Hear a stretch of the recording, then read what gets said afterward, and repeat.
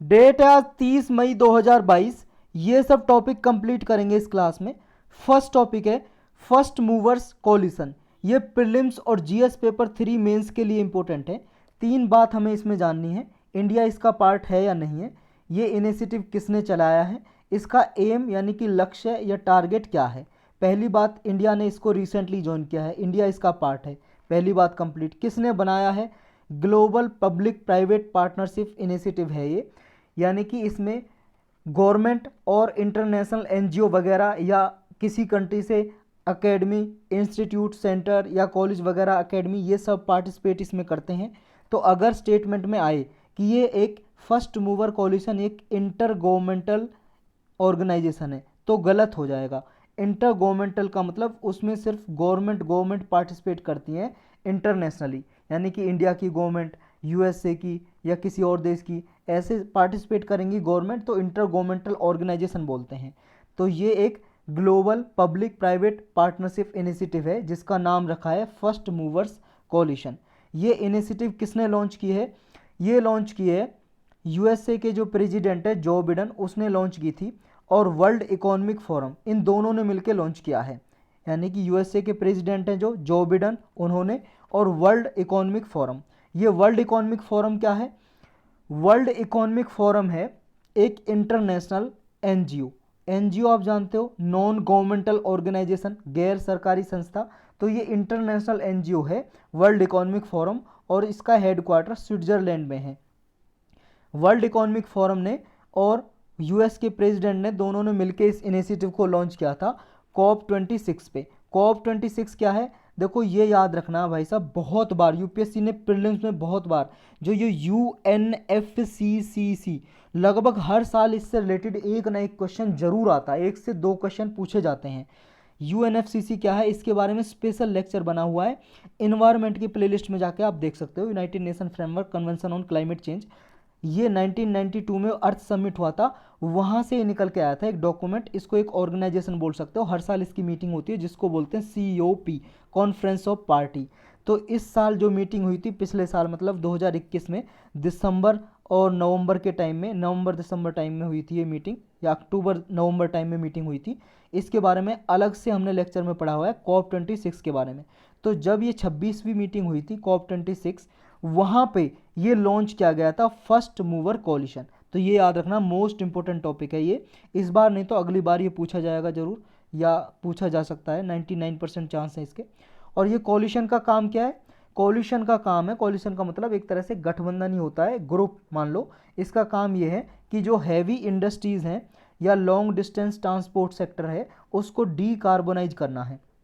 Heavy industries मतलब ऐसी फैक्ट्रियां जो गुड्स बनाती हैं जिनसे कार्बन इमिशन होता है, इन्वायरमेंट में पॉल्यूशन होता है, ग्रीन हाउस गैस का इमिशन होता है, तो उनको ख़त्म करना है, डीकार्बोनाइज करना है।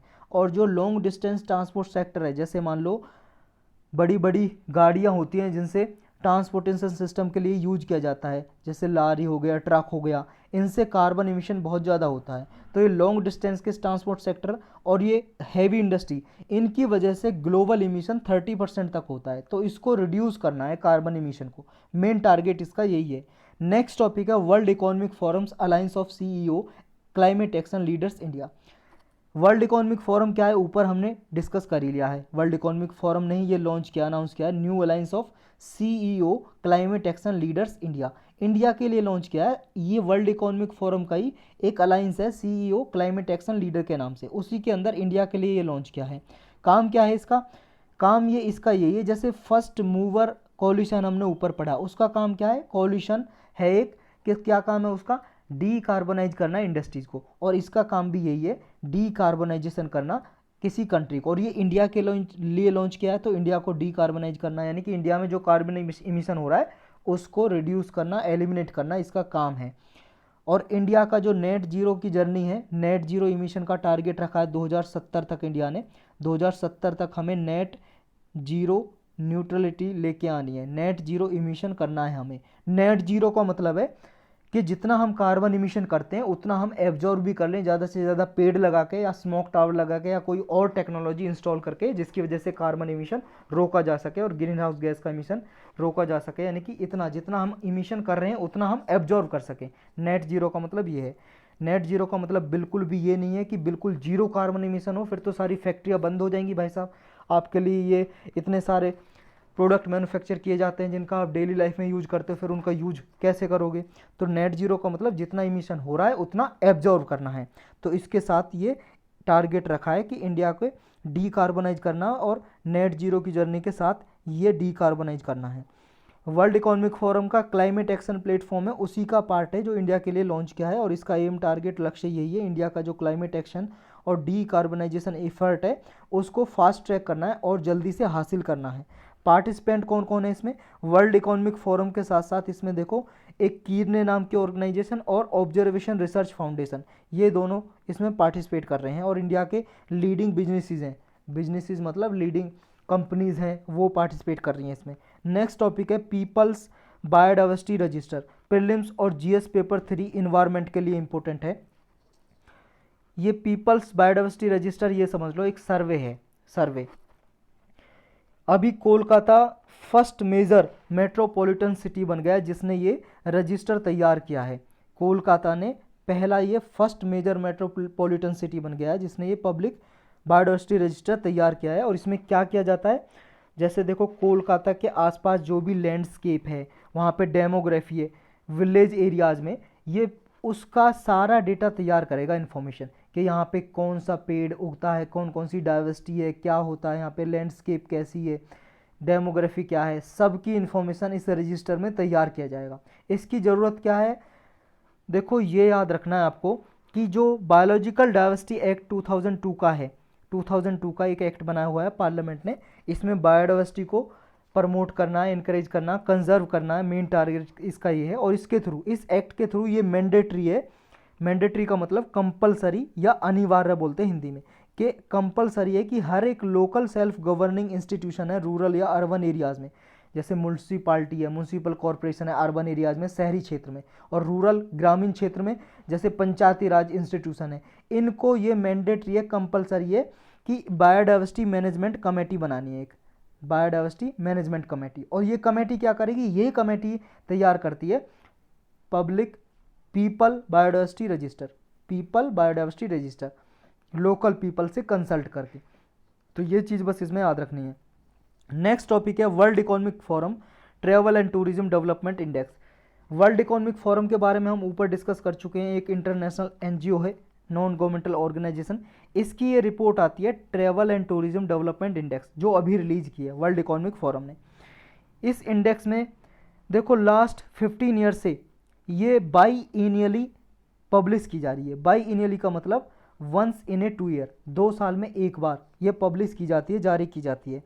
और पिछले 15 सालों से ये जारी की जा रही है। इसमें रैंकिंग दी जाती है। 2021 में ये रैंकिंग इंडिया की थी 54th प्लेस पे आई थी, 2019 में 46 पोजीशन पे था इंडिया। और फिर इंडिया की जो लेटेस्ट एडिशन की जो है इंडेक्स में रैंकिंग, वो 2021 में 54th प्लेस में आई थी। इंडिया ने साउथ एशियन रीजन में इसमें टॉप किया था। इसमें ये देखा जाता है कि ट्रैवल एंड टूरिज्म डेवलपमेंट कितना हुआ है, किस कंट्री में कितना डेवलपमेंट किया है टूरिज्म सेक्टर के लिए, कि ज़्यादा से ज़्यादा उस कंट्री में टूरिस्ट आए घूमने के लिए, ये इसमें बताया जाता है। उसके आधार पे ये रैंकिंग निकाली जाती है। तो इंडिया ने साउथ एशियन रीजन में टॉप किया है। साउथ एशियन रीजन कौन सा है आप जानते हो, ये एशिया कॉन्टिनेंट है, आप जानते हो एशिया कॉन्टिनेंट। और एशिया कॉन्टिनेंट में ये है साउथ एशियन रीजन, ये वाला साउथ एशियन रीजन, जिसमें अफगानिस्तान, पाकिस्तान, इंडिया, नेपाल, भूटान, बांग्लादेश, श्रीलंका, मालदीव, ये 8 कंट्री आती हैं साउथ एशियन रीजन में। तो इस साउथ एशियन रीजन में इंडिया ने टॉप किया है इसमें। लेकिन फर्स्ट रैंकिंग किसकी आई है, क्योंकि इंडिया की तो 54th रैंक है इसमें, साउथ एशिया रीजन में ही इसमें टॉप है। लेकिन ओवरऑल टॉप किया है जापान ने, फिर है यूएसए की रैंकिंग, फिर स्पेन, फ्रांस, जर्मनी। बस ये जापान याद रख लेना, फर्स्ट रैंकिंग है। नेक्स्ट टॉपिक है गति शक्ति ट्रेन। ये प्रीलिम्स के लिए इंपॉर्टेंट है सिर्फ।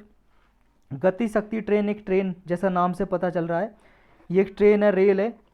रेलवे ने ये टारगेट रखा है कि इंट्रोड्यूस किया जाएगा दिसंबर 2022 में। और ये इंडिया की first semi high speed freight train होगी। फ्रेट ट्रेन का मतलब है माल ले जाने के लिए, जो गुड्स ले जाती है ना, माल वस्तुएं ले जाने के लिए ट्रेन यूज होती हैं, एक जगह से दूसरे जगह सामान लेके जाती हैं। तो ये first semi high speed freight train होगी जो दिसंबर 2022 तक लॉन्च कर दी जाएगी।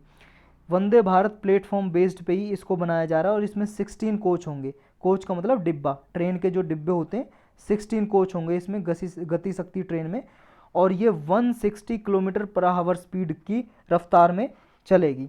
और ये जो कोच हैं किसने बनाए और इस ट्रेन को कौन बना रहा है? चेन्नई में ये फैक्ट्री है, इंटीग्रेटेड कोच फैक्ट्री, ये ट्रेन के डिब्बे वगैरह ट्रेन वगैरह बनाती है। तो यहाँ इसको बनाया जा रहा है गति शक्ति ट्रेन को। नेक्स्ट टॉपिक है सेला मकैक। ये बंदर है भाई साहब जो दिखाई दे रहा है, बहुत ही छोटा सा, मैं बड़ा करके दिखाता हूँ आपको इसको।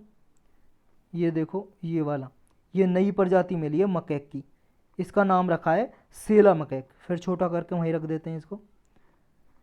ये जो मकैक है, सेला मकैक जो नाम रखा है, अरुणाचल प्रदेश में मिला है। ये अरुणाचल प्रदेश में सेला पास है, एक सेला पास। सो सेला पास के आसपास मिला है ये। जो वर्ल्ड के मंकी है ना, ओल्ड वर्ल्ड के मंकी, जो पूरे वर्ल्ड में मंकी की, बंदर की प्रजाति हैं, उनमें से एक स्पीसीज है जो ये नई स्पीसीज मिली है। ये जो सेला पास है अरुणाचल प्रदेश में, पास क्या होते हैं ये तो पता ही है आपको। देखो ये जैसे माउंट, ये अर्थ सरफेस है, मान लो ये अर्थ सरफेस है, मतलब अर्थ का सरफेस जहाँ पे आप रहते हो, कोई भी अर्थ का सरफेस। और ये मान लो यहाँ पे माउंटेन है, माउंटेन पहाड़ी है, ये पहाड़ी। अगर ये माउंटेन ये कुछ इस तरह से, मान लो इसमें इस तरह से निकलने का रास्ता बन जाए यहाँ से एक जगह से दूसरे जगह पे, यानी कि ए प्लेस से बी पे जाने के लिए थोड़ा ये डिप्रेशन हो जाए, तो इसी को बोलते हैं पास या दर्रा। इंग्लिश में पास या दर्रा, हिंदी में बोलते हैं दर्रा। लेकिन देखो ये जो पास है और वैली, उन दोनों में फ़र्क है, क्योंकि वैली भी कुछ इस तरह की होती है, लेकिन वैली में क्या होता है, पास तो क्या है कि ये माउंटेन में बन रहा है इस तरह से निकलने का रास्ता। लेकिन अगर अर्थ सरफेस से नीचे इस तरह से बन जाए डिप्रेशन, तो वो हो जाती है वैली, और हिंदी में बोलते हैं घाटी। ये अक्सर बनती है वाटर चैनल से, जैसे कोई नदी बह रही है, नदी ने यहाँ से मिट्टी को काट के, रिवर ने मिट्टी को काट के यहाँ पे वैली बना दी, घाटी बना दी। तो ये आपको याद रखना, कन्फ्यूजन नहीं होनी चाहिए पास और वैली में। तो ये सेला पास है अरुणाचल प्रदेश में, वहाँ पे ये मिला है मकैक, इसका नाम इसलिए सेला पास रख दिया है। ये जो सेला मकैक है इसे मकाका सेलाई भी बोलते हैं, साइंटिफिक नेम रख दिया इसका मकाका सेलाई। किसने आइडेंटिफाई किया है? Zoological survey of India and university of Calcutta, इन दोनों ने मिलकर, इसके टीम ऑफ एक्सपर्ट थी, यानी कि कुछ एक्सपर्ट थे जिन्होंने ढूंढा है इस प्रजाति को। जूलॉजिकल सर्वे ऑफ इंडिया क्या है? ब्रिटिश इंडिया में बनाई गई थी ये organisation, Zoological survey of India, British India में 1851 में, 1 जुलाई 1851 में इसको बनाया गया था। इसका हेडक्वार्टर कोलकाता में है, कोलकाता वेस्ट बंगाल की कैपिटल राजधानी कोलकाता में है। काम क्या है इसका? जैसा जू इसके नाम में आ रहा है, और जू का मतलब क्या है? चिड़ियाघर, आपने देखा ही होगा। और चिड़ियाघर में क्या रहते हैं? सिर्फ चिड़िया ही थोड़ी ना रहती हैं, हिंदी में कहते हैं चिड़ियाघर, लेकिन चिड़िया ही थोड़ी ना रहती हैं, यानी कि बर्ड्स और एनिमल रहते हैं उसमें, पशु पक्षी। जू का मतलब पशु पक्षी, लॉजिकल मतलब, लॉजी का मतलब स्टडी, यानी कि जो पशु पक्षियों की स्टडी करता हो, यही काम करता है, रिसर्च सर्वे वगैरह करता रहता है बर्ड और एनिमल के बारे में। जूलॉजिकल सर्वे ऑफ इंडिया कौन से मिनिस्ट्री के अंदर आता है ये भी याद रखना, मिनिस्ट्री ऑफ इन्वायरमेंट, पर्यावरण मिनिस्ट्री है जो हमारी, ministry of environment forest and climate change पूरा नाम है, शॉर्टकट में मैं बोलता हूँ इसको मिनिस्ट्री ऑफ इन्वायरमेंट। तो ये मिनिस्ट्री ऑफ इन्वायरमेंट के अंदर है। जूलॉजिकल सर्वे ऑफ इंडिया और यूनिवर्सिटी ऑफ कोलकाता ने मिलकर इसको बनाया है, मतलब खोजा है इस मकैक को। ये देखो अरुणाचल मकैक एक प्रजाति मिलती है अरुणाचल प्रदेश में, उससे अलग है थोड़ा। ये अरुणाचल मकैक को साइंटिफिक नेम है अरुणाचल मकैक का मकाका मुंजाला।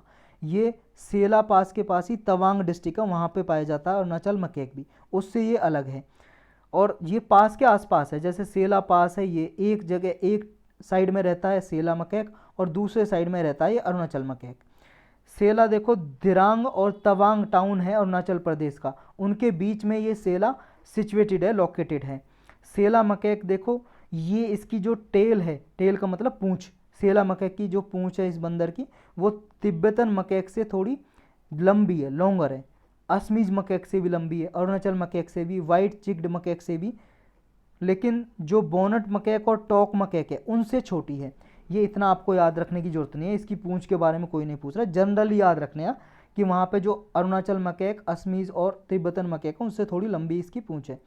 जो सेला मकैक है ये सिनिका स्पीसीज ग्रुप ऑफ मकाका से बिलोंग करता है, लेकिन जो और सारे यहाँ पे ग्रुप हैं उनसे थोड़ा डिफरेंट है। इसके ब्राउन कॉलर हेयर हैं और इसमें देखो चिन विस्कर्स का एब्सेंस है, ऐसा स्टडी कहती है।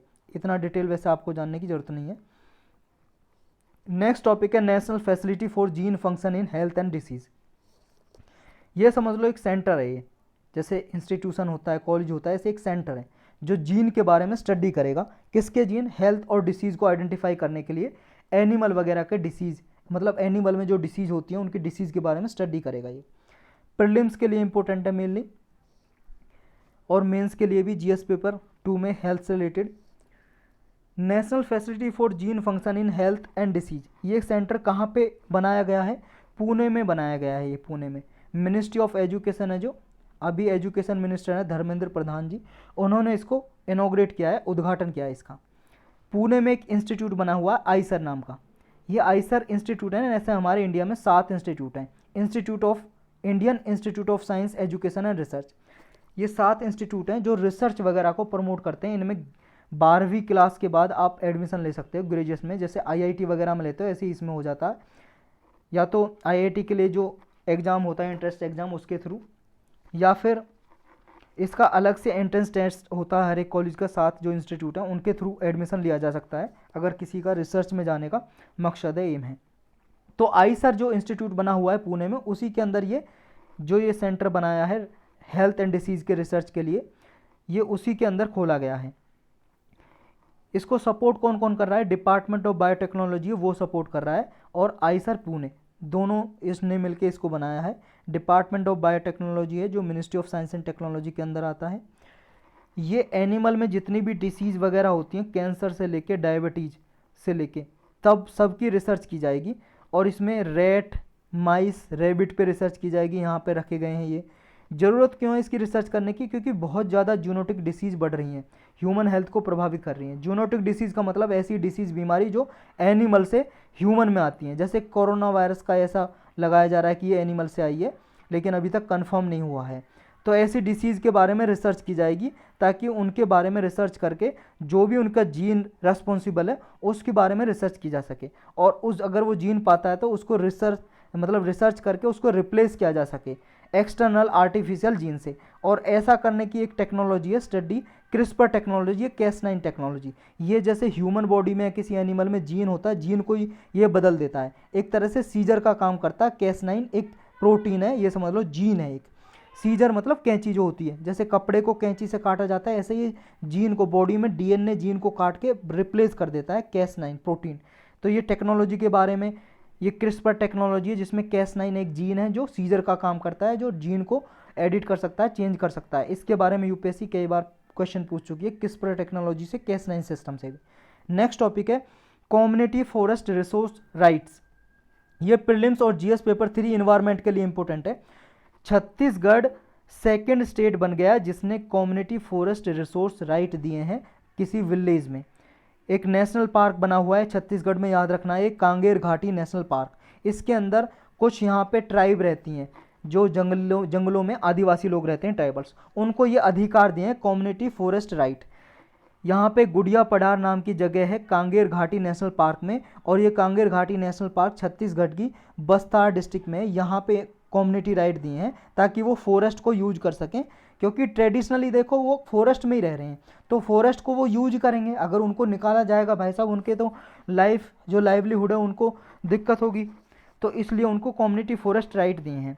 और ये कांगेर घाटी नेशनल पार्क सेकंड बना है आफ्टर सिम्पलीपाल बायोस्फीयर रिजर्व। उड़ीसा में है सिम्पलीपाल बायोस्फीयर रिजर्व। इसने पहली बार कम्युनिटी फॉरेस्ट राइट दिए थे लोगों को, और सेकंड टाइम छत्तीसगढ़ में कांगेर घाटी नेशनल पार्क में दिए गए हैं। कम्युनिटी फॉरेस्ट रिसोर्स क्या होते हैं? रिसोर्स देखो यही होते हैं, किसी एरिया में फॉरेस्ट है, फॉरेस्ट में जो छोटे मोटे माइनर रिसोर्स होते हैं उनको वहाँ की ट्रेडिशनल जो कम्युनिटी रह रही है, वहाँ पे कोई ट्राइबल लोग रह रहे हैं, वो उसको यूज कर सके। कॉमन फॉरेस्ट लैंड उनकी होगी जिसको वो ट्रेडिशनली प्रोटेक्ट करते आए, कंजर्व करते आए, क्योंकि वो देखो वर्शिप भी करते हैं, फॉरेस्ट की पूजा करते हैं एक तरह से, और वहाँ पे वो प्रोटेक्ट करते आए सालों से, जनरेशन से वो प्रोटेक्ट करते आए और वहीं पे रहता है, तो उनके राइट को बचाया जा सके। ये कम्युनिटी फॉरेस्ट राइट किसी विलेज में भी हो सकते हैं, फॉरेस्ट अगर किसी विलेज में है तो उनके ट्रेडिशनल कस्टमरी राइट बचाने के लिए।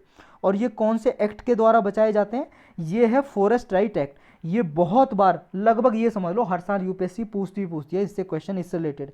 तो फॉरेस्ट राइट एक्ट का पूरा नाम है schedule tribe and other traditional forest dweller recognition of forest right act, 2006 का एक्ट है ये। सेक्शन 3 क्लाउज 1 सब क्लाउज आई के अंदर कम्युनिटी फॉरेस्ट रिसोर्स राइट के बारे में कहा गया है, और इसमें ये कहा गया है कि ये कम्युनिटी को, जो भी वहाँ पे ट्रेडिशनली रहती हैं, उनके अधिकारों को बचाया जाएगा, उनके अधिकारों को प्रोटेक्ट किया जाएगा, कंजर्व किया जाएगा, जो फॉरेस्ट को मैनेज करते हैं ऐसी प्रजाति का, ऐसी ट्राइबल का। नेक्स्ट टॉपिक है फॉरेस्ट नहीं बायोटेक पार्क एट घट्टी। ये प्रीलिम्स के लिए इंपॉर्टेंट है मेनली, और जीएस पेपर 3 में साइंस एंड टेक में। बायोटेक पार्क नॉर्थ इंडिया का पहला बायोटेक पार्क घट्टी में बना है। घट्टी कहाँ पे? जम्मू कश्मीर की कठुआ डिस्ट्रिक्ट है, जो कठुआ डिस्ट्रिक्ट है, कठुआ बोलते हैं इसको, कठुआ डिस्ट्रिक्ट है, वहाँ पे घट्टी नाम का प्लेस है, वहाँ पे बनाया गया है। ये देखो रिसर्च वगैरह करेगा बायोडाइवर्सिटी के रिगार्डिंग, मेडिसिनल एरोमेटिक प्लांट के रिगार्डिंग रिसर्च करेगा ये बायोटेक पार्क। ये समझ लो, ये पार्क का मतलब ये नहीं है कि घास वास उगाई गई है, पार्क का मतलब ये समझ लो एक कंपनी बना दी, ये सेंटर बना दिया। सेंटर क्या करेगा? रिसर्च करेगा प्लांट पौधों के बारे में, एरोमेटिक पौधे होते हैं जो सुगंधित पौधे, या मेडिसिनल या बायोडाइवर्सिटी के बारे में रिसर्च वगैरह करेगा, और बिजनेस वगैरह को प्रमोट करेगा, ज़्यादा से ज़्यादा फैक्ट्रियाँ खुले। ये कम से कम देखो एक साल में 25 स्टार्टअप को प्रमोट करेगा, स्टार्टअप मतलब 25 नई कंपनियों को प्रमोट करेगा, ताकि वो रिसर्च करें बायोडाइवर्सिटी के बारे में या मेडिसिनल एरोमेटिक प्लांट के बारे में रिसर्च करें।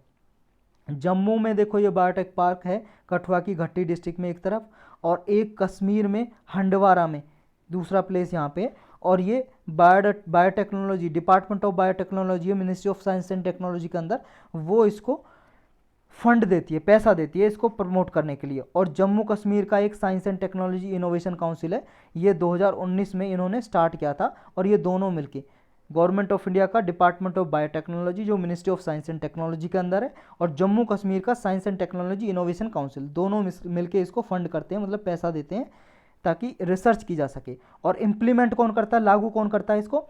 CSIR है, जो council of scientific and industrial research, इसकी एक इंस्टीट्यूट है जम्मू में, Indian institute of integrated medicine, ये इसको इम्प्लीमेंट करता है, लागू करता है इस बायोटेक्नोलॉजी पार्क को। नेक्स्ट टॉपिक है गोल्ड रिजर्व, प्रीलिम्स के लिए मेनली इंपॉर्टेंट है। अभी बिहार गवर्नमेंट ने ये परमिशन दी है कि जितना भी जमुई डिस्ट्रिक्ट है बिहार की, वहाँ पे गोल्ड रिजर्व है, उसको एक्सप्लोर किया जाएगा, मतलब खोजा जाएगा। ऐसा जियोलॉजिकल सर्वे ऑफ इंडिया ने, ये जियोलॉजिकल सर्वे ऑफ इंडिया क्या है? देखो जियो आ रहा है, मतलब ज्योग्राफी की बात हो रही है, यानी कि भूगोल, यानी कि जियो का मतलब अर्थ लॉजिकल मतलब लॉजी मतलब स्टडी, यानी कि अर्थ की स्टडी। अर्थ में क्या होता है? जितने भी मिनरल्स हैं, कोई रिसोर्स है, संसाधन, खनिज पदार्थ वगैरह, इनके बारे में ये जियोलॉजिकल सर्वे ऑफ इंडिया, ये भी ब्रिटिश इंडिया का बना हुआ है, ब्रिटिश इंडिया का। ये कब बना था? ये देखो बना था, देखो ऊपर मैंने शायद जो जूलॉजिकल सर्वे ऑफ इंडिया है उसको मैंने बताया था 1851 में, है ना? वो देखो 1851 में नहीं, जूलॉजिकल सर्वे ऑफ इंडिया बना था 1916 में, जिसका हेडक्वार्टर कोलकाता में, ये आप करेक्ट कर लेना। और ये जो जियोलॉजिकल सर्वे ऑफ इंडिया है ये बना था 1851 में। इसमें मुझे थोड़ा इंटरचेंज हो गया है क्योंकि नाम सेम सा ही है ना, तो ये वो करेक्ट कर लेना। जूलॉजिकल सर्वे ऑफ इंडिया जो ऊपर बताया था वो 1916 में बना था, कोलकाता में हेडक्वार्टर है, और मिनिस्ट्री ऑफ इन्वायरमेंट के अंडर काम करता है जूलॉजिकल सर्वे ऑफ इंडिया। और ये जियोलॉजिकल सर्वे ऑफ इंडिया ये बना था 1851 में, और ये भी ब्रिटिश इंडिया में बना है क्योंकि ब्रिटिश राज था, और इसका हेडक्वार्टर भी कोलकाता में, लेकिन ये मिनिस्ट्री ऑफ माइंस के अंडर काम करता है, मिनिस्ट्री ऑफ माइंस, खनिज पदार्थ वाला मंत्रालय, उसके अंडर काम करता है। और इसने ऐसा बताया था कि बिहार में सबसे ज़्यादा गोल्ड रिजर्व है, कितना है? 222.88 मिलियन टन, और उसमें से ये मिनरल रिच ओर हैं 37.6 टन के। टोटल गोल्ड कितना है? 222.88 मिलियन टन का। ये सबसे ज़्यादा रिसर्च है पूरी कंट्री में, ऐसा मिनिस्ट्री ऑफ माइंड ने लोकसभा में इन्फॉर्म किया था, और ये कहा था कि इसको एक्सप्लोर किया जाएगा गोल्ड रिजर्व को बिहार से। नेक्स्ट टॉपिक है सिरकॉन हाइपरसोनिक क्रूज मिसाइल, सिर्फ प्रीलिम्स के लिए इंपॉर्टेंट है, किसकी मिसाइल है बस इतना याद रखना, बाकी इसके बारे में कुछ नहीं जानना। ये रसिया की मिसाइल है, रसिया ने टेस्ट फायर किया है इसको बरेंट सी से। ये है भाई साहब रसिया की ये मिसाइल, सिरकॉन हाइपरसोनिक क्रूज मिसाइल, ये हाइपरसोनिक मिसाइल। और ब्रेंट सी कहाँ है, ये आपको लोकेशन याद रखनी है इसकी, अभी दिखाऊंगा आपको ब्रेंट सी। ब्रेंट सी के पास यहाँ से देखो लगभग 1000 किलोमीटर अवे वाइट सी भी है, एक वाइट सी। तो ये ब्रेंट सी और वाइट सी की हमें लोकेशन देखनी है मेनली इसमें, ये न्यूज में है तो। और ये किसकी है, सिरकॉन मिसाइल, सिरकॉन हाइपरसोनिक मिसाइल रसिया की, बस ये याद रखना आपको। और इसकी स्पीड कितनी है, 9 मैक। 9 मैक का मतलब साउंड की स्पीड से जितना साउंड दौड़ती है, जैसे आपने यहाँ से आवाज़ लगाई ए प्लेस से, और आवाज़ आपकी कितनी दूर चली गई, कितनी दूर जाती है, इसकी स्पीड कितनी है आपकी साउंड की, 1 सेकंड में लगभग 330 मीटर सेकंड चली जाती है आपकी साउंड। तो इतना साउंड की जितनी स्पीड है उससे भी 9 गुना ज़्यादा है, मैक 9 का मतलब 9 गुना जाता है साउंड की स्पीड से भी, इतनी स्पीड में चलती है ये सिरकॉन मिसाइल। 1000 किलोमीटर की रेंज है, यानी कि 1000 किलोमीटर टारगेट अगर दूर है उसको डिस्ट्रॉय कर सकती है, नष्ट कर सकती है। न्यूक्लियर पावर्ड सबमरीन से भी इसको लॉन्च किया जा सकता है, सबमरीन मतलब पनडुब्बी जो पानी के अंदर चलती रहती है पनडुब्बी, उससे भी इसको लॉन्च किया जा सकता है। और ये वाइट सी और ब्रेंट सी और देख लेते हैं कहाँ पे है। ये देखो भाई साहब वर्ल्ड मैप, ये रसिया का मैप देख रहे हो आप, यहाँ पे देखो रसिया के ऊपर ये है ब्रेंट सी, और यहाँ पे ये देखो ये है वाइट सी, वाइट सी। और ये देखो पेनिनसुला है, कोला पेनिनसुला और कैनिन पेनिनसुला रसिया का। पेनिनसुला क्या होता है, ऐसी भूमि, ऐसा लैंड जो 3 तरफ से पानी से घिरा हुआ। जैसे ये भाई साहब अगर देखो ये बात करें हम, ये है आइलैंड क्योंकि ये चारों तरफ पानी से घिरा हुआ है। और पेनिनसुला हिंदी में बोलते हैं प्रायद्वीप, 3 तरफ से, इधर से घिरा हुआ है, इधर से और इधर से। तो ये peninsula, Kola peninsula, Kanin peninsula, इधर है वाइट सी और इधर है ब्रेंट सी। दोबारा मैं दूसरे पेन से बता देता हूँ, ये ब्रेंट सी, इधर है वाइट सी, ये कोला पेनिनसुला और ये कैनिन पेनिनसुला। तो ये लोकेशन याद रखनी है। और आज शायद यही टॉपिक थे हमारे में, यही है शायद, क्या यही टॉपिक है, ख़त्म हुआ लेक्चर।